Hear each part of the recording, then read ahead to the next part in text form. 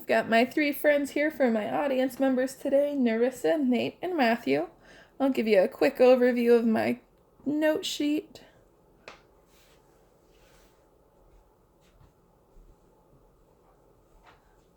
Hi everyone! How many times have we all applied for jobs that we are extremely qualified for, gone in for an interview, and then never heard back from our hopeful employer, or we'll hear back from them weeks later in an email letting us know that we were not chosen for the job that we applied for?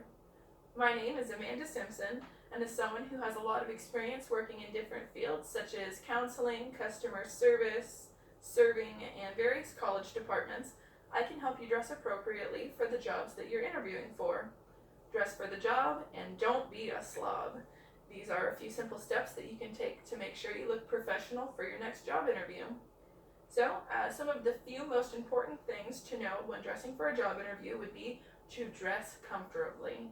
Traditionally, most job interviews may last between 30 and 45 minutes, with the interviewer sitting with their hiring manager and talking, just getting to know each other.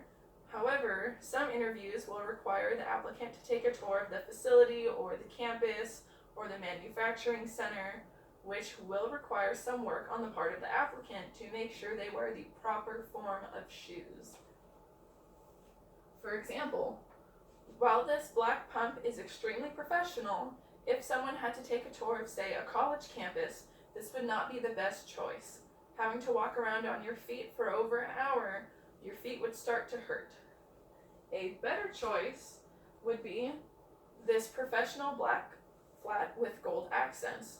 One could walk around on their feet for hours in this and still feel extremely comfortable. As well, Block from Communication Quarterly states that you must dress for the job you're applying for. For example, if you're interviewing to work in a law firm, you're going to dress completely differently from someone that's interviewing to work on a farm. As well, some employers have been known to turn down people that did not dress for the job. And even Jay Smith from Forbes states that many professionals and hiring managers believe that those who dress appropriately will be more successful in the workplace. Those who dress appropriately and professionally that match up with their current employees are believed to be the most successful because they look like they fit the part that they're applying for. While the above points are extremely important, there are a few other factors to take into consideration. For example, how females should dress and look professional when preparing for interviews. The first would be that our outfits should be picked with extreme care, says Kay Ward of Vogue magazine. Optimally, females should wear either a long skirt that hits roughly knee length or a pair of slacks.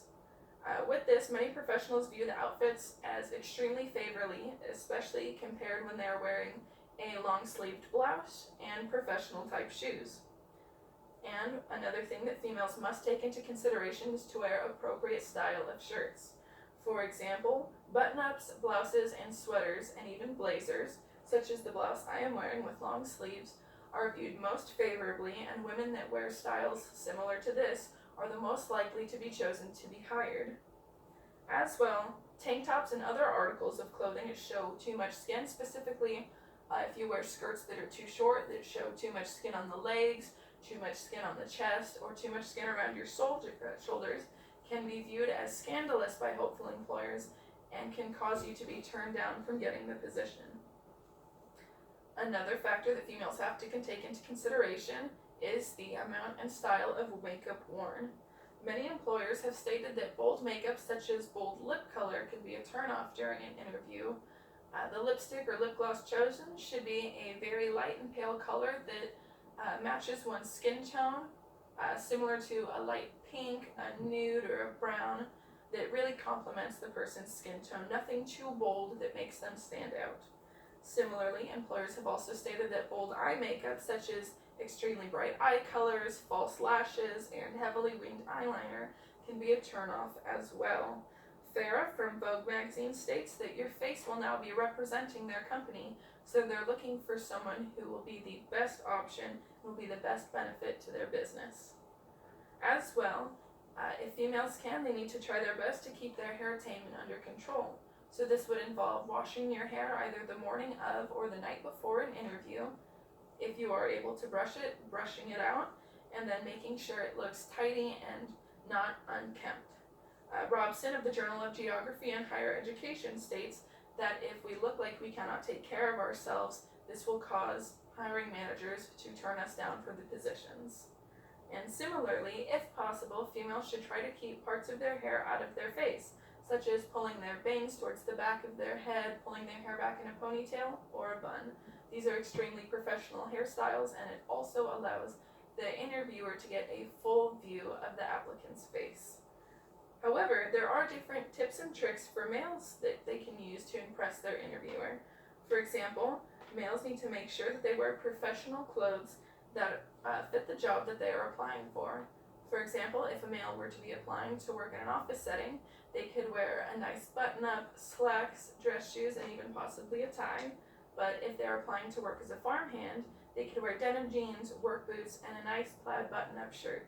This shows their employer, while they can still dress professionally, they also have the assets that they need to work for the job they're applying for.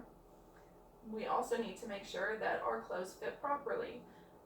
Pants that are too short and shirts that are too tight or old and dirty should not be worn to job interviews. As well, Pelsarki from Forbes magazine states to make sure that your overall appearance is professional. Specifically for males, they can get their hair cut or get a fresh shave a few days before an interview, and to make sure that their face and facial hair, such as beard and mustache, are trimmed up or shaved short before an interview.